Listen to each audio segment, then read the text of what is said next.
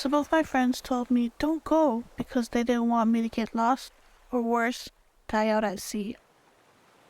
I was excited but also nervous about traveling the open ocean, but I wouldn't let my fears overtake me. We set off in 2019 and left Onay Port en route to Ngalo Island. We had different shifts where we looked out for other boats or ships and learned how the crew members of the canoe worked together. We did lots of fishing and took turns cooking on the butane stove. The students and I were in charge of cooking the rice for the first couple of days, but then the Grand Master Navigator decided that he would start cooking the rice because we had ruined it every time.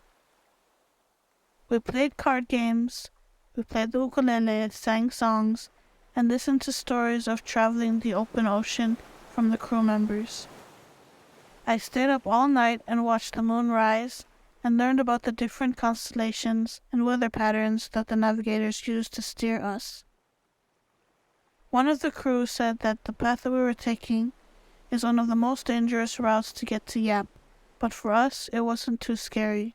It was smooth sailing. When we arrived at Ngalo, it was around 3 or 4 a.m. Suddenly, we heard loud splashes in the water that rocked the canoe. We thought, whales! You know that feeling when you really want to see something but you can't because it's dark? I screamed with excitement, clapping in the pitch black dark.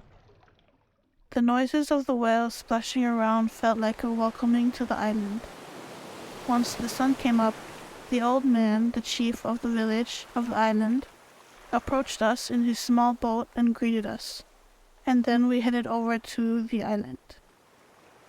After the trip, the Grand Master Navigator was able to carve a small canoe for us to use in teaching our community about traditional sailing. That open ocean voyage gave me a greater respect for our traditional ways, and doing something that I've never done before made me hopeful. Now I can do my part in sharing the knowledge that I have gained and continue passing it down so it doesn't get lost.